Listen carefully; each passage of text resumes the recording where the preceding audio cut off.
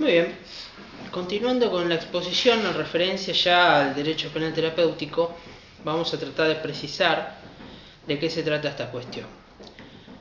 Actualmente el sistema penal está diseñado de tal forma que el juzgador, al momento de imponer la condena, verifica la gravedad del injusto y el grado de culpabilidad del autor y establece una pena concreta en cada caso. Ahora, esto en la proposición que yo hago debería abandonarse. A mi criterio es basarse en fórmulas mágicas, porque, por ejemplo, en Argentina, el homicidio simple de una pena de 8 a 25 años, el juez puede determinar, por ejemplo, una pena de 12 años. Ahora, esa pena de 12 años, en realidad, no hay ningún parámetro más allá de esta cuestión de la gravedad del injusto y la culpabilidad que determine si esa pena verdaderamente va a tener efecto resocializante, máxime cuando estamos hablando de que esta persona va a ser sometida a rigor penitenciario y a la prisión, que bueno, como ya hemos visto, lejos está de poder resocializar. Yo lo que propongo es que, como regla general, el sujeto que es encontrado culpable de un delito no sea sujeto a la prisión, sino que realiza las terapias sociales gozando de su libertad personal. ¿Cómo sería esto? Muy sencillo. El tribunal que desarrolla el proceso penal en general en cuanto a la comprobación de los extremos derechos y de la autoría, llegado al caso, pronunciará un veredicto condenatorio encontrando al autor penalmente responsable, supongamos, por ejemplo, de un robo agravado por el uso de armas de fuego. Muy bien. Yo lo que propongo en ese caso es, muy bien, encontramos a una persona que es culpable de un delito. El tribunal criminal o el tribunal del juicio oral tiene que limitarse a pronunciar ese veredicto condenatorio. Y a partir de ese momento, formarse un legajo de ejecución penal, que esto se hace hoy por hoy, y pasar a la órbita del juez de ejecución penal. Y este juez de ejecución penal lo que debe hacer es investigar qué factores socioeconómicos e individuales llevaron a esa persona a delinquir. Y no basarse en la fórmula mágica de los tantos años de prisión de antemano, que no se sabe qué va a ocurrir. Y lo más probable es que la persona sea estigmatizada y sea deteriorada por la prisión, pero que no se llega a ningún punto. Entonces, muy bien, vamos a suponer. Encontramos a el señor Juan González, autor penalmente responsable del delito de robo calificado por uso de arma de fuego. Muy bien. En el Código Penal, ese delito tiene un máximo. Vamos a suponer que ese máximo fuera de 10 años, supónganse. Esos 10 años, yo lo que propongo es que sean el máximo tiempo de la terapia. El límite de la terapia. No más de eso. Ahora, esa terapia no tiene por qué tener un mínimo. Ahora vamos a llegar, ¿cómo sería esto? Cuando el legajo pasa al juez de ejecución, el juez de ejecución tiene que, a través de entrevistas individuales con el condenado, a través de asesoramiento de un gabinete de profesionales, determinar a ver qué factores fueron determinantes para que esta persona cometa ese robo calificado por uso de arma de fuego. Vamos a suponer que este individuo posee una fuerte adicción a las drogas. No completó su escuela secundaria y, algo que se suele ver, es muy común, sus padres se divorciaron en temprana edad y esto le ha generado una serie de traumas psicológicos que lo llevaron a reemplazar la falta de unión familiar a través de la droga. Muy bien. Ahí está bastante claro, a ver cuáles son los parámetros que son necesarios focalizar, o la terapia a qué es a lo que debe apuntar. Drogas, problemas psicológicos y educación. Muy bien. Para realizar un tratamiento contra las drogas no es necesario ir a prisión. Las terapias se pueden hacer en libertad. Es más, alguien que no ha cometido un delito y tiene un problema de adicción a las drogas, sin ningún tipo de inconveniente, o va a una clínica, o a un hospital, o a un centro asistencial y realiza la terapia. Yo pregunto, ¿por qué esto no se puede trasladar al condenado? No hay ningún inconveniente. El inconveniente es el prejuicio. El condenado se va a fugar. No necesariamente. Muy bien. Juez de ejecución determina en el caso que esta persona tiene que hacer un tratamiento contra las drogas, tiene que realizar estudios secundarios y tiene que someterse a un tratamiento psicológico. Como se ve, la terapia es dinámica y la ejecución penal es dinámica, no está estratificada. Muy bien. Vamos a suponer, empieza la terapia contra las drogas, o se lo hace en forma, vamos a suponer, porque el caso lo demanda, primero atender a la adicción. Muy bien, pasa un año y se observa una clara mejoría en el tratamiento en libertad contra las drogas. Muy bien, comienza los estudios secundarios, o bien mientras hace la terapia contra las drogas, si el caso lo permite. Muy bien, realiza sus estudios secundarios, los va completando. Luego, o simultáneamente, va, digamos, se le va enseñando un oficio, en su caso, o va realizando un tratamiento psicológico en el caso de que este chico, por ejemplo, tuviera el trauma psíquico de la separación de sus padres. Muy bien, se apunta ahí también. Si toda esa terapia basta, por ejemplo, con 3 años de tratamiento entre la terapia contra las drogas, la preparación en el establecimiento educativo y el tratamiento psicológico por la separación, si 3 años bastan, no hay por qué continuar con 7 años más de tratamiento, por más que el robo con armas tenga una pena máxima, según el caso, de 10 años, supónganse. 7 años más no aportan nada. Entonces yo lo que digo es, ese tratamiento en libertad, si en esos 3 años el condenado logró, digamos, una mejoría a través de volver a la adicción controlable, gracias al tratamiento contra las adicciones, al haber continuado con su estudio secundario y haberse capacitado, o se le haya enseñado algún oficio en talleres que puede organizar el Estado, muy bien, la pena tiene que considerarse extinguida en ese caso. El juez de ejecución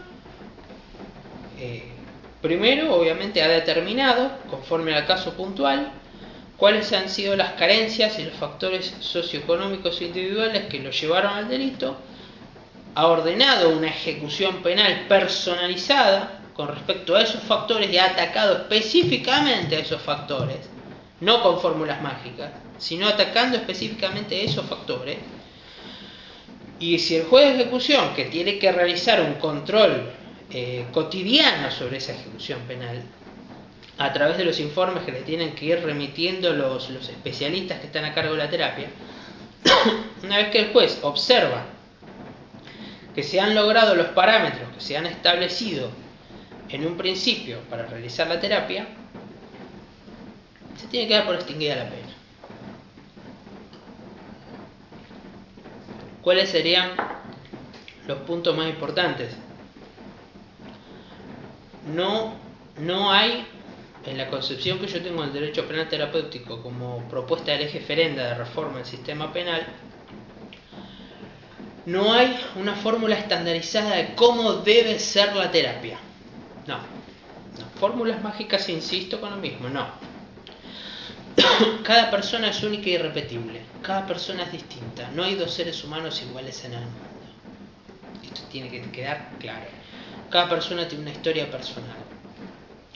Y esa historia personal devela los factores que condicionan su conducta. Entre ellas la conducta delictiva. Y sobre esos factores trabajar. Entonces, con esto que quiero decir, que cada legajo de ejecución no es un conjunto de fojas o una simple carpeta estatal sino que devela la historia de una persona, de manera tal que es, digamos, el documento que le permite al juez, obviamente, ir controlando esa terapia. Luego, no hay un máximo, o no hay, mejor dicho, un mínimo de tiempo. El máximo tiene que estar establecido en el Código Penal, en la parte especial. Y ese máximo debe ser inquebrantable o insolayable. De lo contrario, estaríamos generando un sistema de medidas de seguridad con el nombre de derecho penal. No es la idea. O sea, si una persona requeriría, no sé, 20 años de terapia y el homicidio simple, en el caso que haya matado a una persona, tiene una máxima de 12 años, bueno, no, a los 12 años se tiene que finiquitar y se tiene que declarar extinguida la pena, por más que la persona necesite más terapia. En todo caso, se le puede recomendar que continúe el tratamiento en forma voluntaria en libertad, pero no sujeta al sistema penal, porque si no, insisto con lo mismo, estamos generando un sistema de medidas de seguridad. Muy bien, entonces, es un sistema penal el que yo concibo con un máximo que evita que sean medidas de seguridad, pero sin un mínimo. De manera que el mínimo, o en realidad el tiempo de terapia necesario, sería lo correcto, va a depender siempre de la evolución que tenga el condenado en esa terapia. Nunca va a responder a una fórmula estandarizada. ¿Por qué yo creo que es valioso este sistema? Pues yo en mis labores en el Poder Judicial de la Provincia de Buenos Aires ya he visto suficientes muestras del fracaso del sistema carcelario, en donde, por ejemplo, una persona comienza sus estudios secundarios en una unidad y no los puede continuar porque se dispone un traslado. Y entonces en la nueva unidad donde fue trasladado no hay cupo, no hay lugar en el establecimiento escolar de esa nueva unidad y tiene que esperar. Queda en una lista de espera y cuando se desocupa un lugar y queda uno vacante, bueno, ahí puede llegar a ingresar. Y para esto pueden pasar 2 o 3 años sin ningún tipo de problema. Lo mismo con tratamiento contra las drogas, contra las adicciones en general. Siempre hay problemas con los cupos. Nunca hay lugar para nadie, porque claro, el Estado le dispensa poco financiamiento, poco dinero, o no el dinero suficiente. Total, la sociedad no ve lo que pasa en las cárceles. Entonces, para la función política es como que esto parece tener poca trascendencia. Ahí se empiezan a notar ciertos intereses espurios en explotar esto mediáticamente, pero no tomar medidas en serio. Lo mismo ocurre con el aprendizaje de oficios. Siempre está supeditado a que haya cupos, ¿no? Si no hay cupo, usted queda en una lista de espera. Pueden estar meses o años hasta que se desocupa un lugar y ahí el preso puede entrar y aprender un oficio. Muy bien. Ahora, yo con lo que pretendo con este sistema es justamente hacer realidad lo que establece el artículo 5.6 de la Convención Americana sobre Derechos Humanos, que dice que la prisión tiene como finalidad esencial la reforma y readaptación social de los condenados. Algo que tiene que quedar claro: el condenado tiene un derecho adquirido a la resocialización. Insisto, artículo 5.6 de la Convención Americana, artículo 10.3 del Pacto Internacional de Derechos Civiles y Políticos. Esto es un derecho en cabeza del condenado y lo puede exigir internacionalmente. La cuestión es armar un sistema que haga realidad esto. Ahora se me podrá preguntar, ¿ahora qué ocurre con aquel condenado que no se somete voluntariamente a la terapia y no asiste al colegio, no va al tratamiento contra las adicciones, no va al aprendizaje del oficio? Bueno, se supone que hay un control del juez de ejecución. Ese juez de ejecución debería recibir, por ejemplo, si determinó que en la terapia el condenado concurra a completar estudios secundarios, se supone que el establecimiento educativo le remite informes, semanalmente por lo menos, en donde le dice el presentismo del condenado. Bueno, si el condenado está concurriendo al colegio, no hay ningún inconveniente, no hay por qué disponer su prisionización. ¿Por qué no puede continuar en libertad? Que siga yendo al establecimiento escolar en libertad. Lo mismo al tratamiento contra las adicciones y al aprendizaje de su futuro trabajo. En caso de cierta reticencia del condenado, bueno, se puede llegar a evaluar que el juez de ejecución sea más severo y poner, por ejemplo, no sé, o una prisión nocturna para que de tal manera se asegure que se cumpla con la terapia, o un arresto domiciliario. Pero no hay por qué pasar de la excepción a la regla. O sea, ab initio determinar la prisionización para que después sigamos teniendo los mismos problemas con los cupos. O sea, no. El tratamiento en libertad. Si el condenado no logra comprender que el tratamiento en libertad es una ventaja, bueno, ahí sí podemos ser un poco más rígidos, un poco más duros y establecer una prisionización por los medios menos lesivos posibles. Una es el arresto domiciliario, o en su caso la prisión nocturna. Se evaluará en cada caso. En cuanto a la víctima también yo considero que es el sujeto quizás más olvidado del sistema penal. La víctima tiene que recibir un tratamiento psicológico, eso no cabe ninguna duda, más en caso de delitos aberrantes. Pero lo que a mí me parecería interesante sería que la víctima reciba una compensación económica directamente de manos del Estado, según el delito que se cometa. Entonces vamos a suponer, fue víctima de una violación, de un abuso sexual. El abuso sexual tiene determinada por ley una compensación económica de carácter previsional de tanta cantidad de pesos. Y esto me parece que es una forma de, si bien no compensa el daño sufrido en la realidad, al menos recibe una justa indemnización, o parte de una justa indemnización, para hablar más propiamente.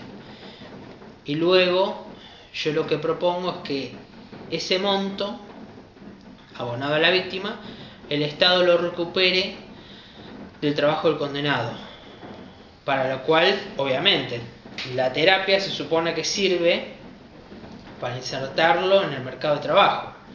Si esa persona, el Estado se encarga personalmente de insertarlo en el mercado de trabajo, bueno, del fruto del trabajo del condenado puede, afectar una proporción al recupero del dinero pagado a la víctima. Más allá de que, la víctima, por supuesto, que tiene derecho a realizar, la acción civil por daños y perjuicios, que corre, por el fuero respectivo, el fuero civil. Muy bien. Este sistema que yo concibo,